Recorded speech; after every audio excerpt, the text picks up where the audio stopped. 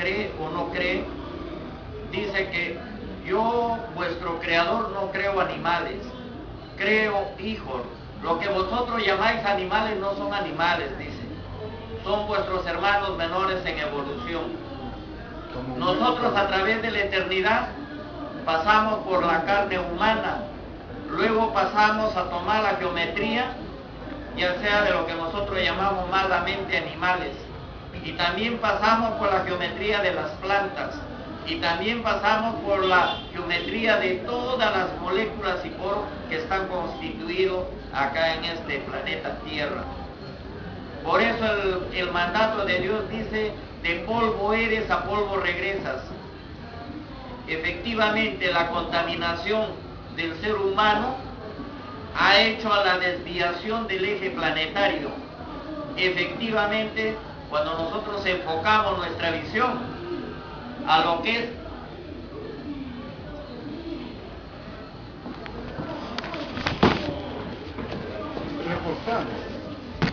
como se dice, el calentamiento global,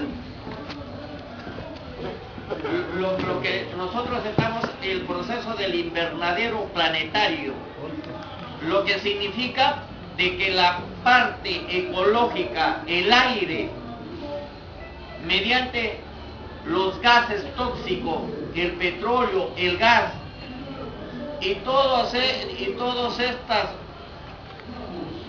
estas pinturas, estos aerosoles que se preparan en la tierra, ha hecho que el aire, que es suave, se ha puesto más denso, más grueso, y cuando vienen los rayos solares atraviesa esta atmósfera gruesa que está, y entonces los rayos no rebotan hacia el espacio, no retornan, y ese recalentamiento global que ha hecho que la Tierra esté en un estado térmico caliente, al extremo de estar derritiendo. Los casquetes polares tienen más o menos cada polo más de 12.000 kilómetros cuadrados, y anualmente se va enfriando un aproximadamente de 150 kilómetros de hielo. En la actualidad hay alrededor de 500 kilómetros cuadrados de hielo en los casquetes polares que se están derritiendo. ¿Y qué es lo que ocurre? Cuando estamos hablando, por ejemplo, lo que la hermanita manifiesta, ¿cómo dijo su nombre, hermana? Efectivamente, por un proceso de ambición y egoísmo, el hombre no trepida, no se detiene a pensar en el autoeliminación simplemente para acumular el dinero en una forma vana. ¿Por qué una forma vana? Por ejemplo, la familia Brescia, el señor Brescia, hace poco tiempo ha muerto, ha partido de esta dimensión. ¿Y cuánto es la fortuna? No estamos hablando de 1.000 millones, no estamos hablando de 1.500 millones, estamos hablando de billones. Imagínense, acá cada uno, ¿cuántos somos? 30, pongamos que estemos acá unas 100 personas, y a cada uno tenga 100 millones, no estamos hablando de 100, no estamos de 200, 300 millones, cada uno tenga en su bolsillo 100 millones de soles. Son billones de soles que ese señor, que hace 4 o 5 personas, y ahora con este propósito de acumular oro y de los minerales, no les importa la contaminación del medio ambiente. Entonces, cuando se forma, por ejemplo, este auge, esta fuerza, que no es mera casualidad, y este empuje precioso que hace el hermano que acaba de expresarse, yo pienso que nada es casual. Acompañemos, porque la fuerza ecosocial, donde dice animales, naturaleza y sociedad, explícitamente eso es lo que somos. Nosotros en un momento pasaremos a ser animales. la naturaleza es el medio ambiente. El reino de los cielos estamos acá, pero está convertido en un infierno de injusticias. En las Sagradas Escrituras nos dice, ¿acaso no saben que ustedes son el templo de Dios y que el Espíritu de Dios mora en ustedes? Quien destruya el templo de Dios, que es cada uno de ustedes, Dios lo destruirá a él. ¿Qué ocurre? Que nosotros somos el templo de Dios. Pero ¿qué sucede en esta sociedad donde hay sicarios? Donde el presidente de la República es cuestionado y es un vulgar ladrón. Donde los ministros son ladrones. Donde los congresistas son ladrones. Donde los alcaldes son ladrones. ¿Qué ocurre?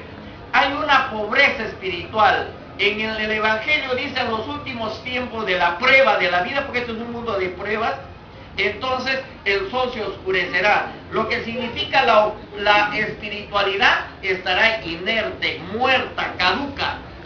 Pero ¿qué sucede? Si ustedes se ponen a pensar, antes habló el hermano Pedro Leo, en el incanato decía Amasúa, no seas ladrón, Amajeya, no seas, Jeya significa ocioso, y Amayuya significa no ser mentiroso. ¿Qué significa? Estos mandatos en el incanato, ¿qué es lo que hacía? Fueron los mejores. ¿Qué es lo que hacía? Según lo que cuenta, por ejemplo, en los comentarios reales del Inca Garcilaso de la Vega, ¿qué hacía? El pueblo incaico, el Inca, a la sociedad lo ubicaba. Por ejemplo, había unas 50 familias, buscaba unos terrenos adecuados, le daba todo, lo suministraba, pero el 30% de lo que trabajaban ellos tenían que darle al Inca. Y entonces producía maíz, producía la quinoa, producía la papa. ¿Qué ocurre? Este productos, el incanato tenía bastante. Y cuando un territorio había una reproducción, una red genética, o sea que se poblaba bastante los valles, entonces el Inca lo redistribuía a los que tenían familia, buscaba un paraje similar a ellos y los llevaba. En el incanato no había pobreza, no habría hambruna como hoy en día se ocupa. Y entonces, por un lado, utilizaba intereses en bien de la sociedad y por el otro lado intereses en proteger el imperio. Entonces en su expansión, pero siempre lo hacía por la protección de la sociedad. Hoy en día no hay protección de la sociedad. La sociedad no tiene valores ni principios. Nosotros tenemos dos alternativas. El mandamiento que dice que Moisés recibió 10 mandamientos, entre ellos dice no matarás, entre ellos dice no robarás, entre ellos dice no cometerás adulterio, o no fornicarás, o no hagas a otro lo que a ti no te gustaría que te hicieran. Entonces estos valores no existen dentro del espíritu de la criatura. Entonces si un hombre no sabe contar del 1 al 10, una persona no sabe las 5 vocales, no sabe el abecedario, simplemente no sabe leer ni escribir. Pero si sabe las 5 vocales, si sabe contar del 1 al 10, va a saber sumar, restar y multiplicar. No se va a dejar engañar. Si uno sabe los mandatos de Dios, entonces vamos a tener nuestro espíritu. Pero una cosa es saber los mandamientos, saber las reglas morales, y otra cosa es practicarlo. Y la lucha está en practicarlo. Y entonces en esta comunidad, si nosotros tenemos por lo menos Amasúa, Amajeya, Amayuya, o tenemos por lo menos un poquito de consideración, no mates, no robes, en cualquier tipo de modalidad, estamos haciendo una nueva transformación social, estamos haciendo una nueva reagrupación de una nueva sociedad.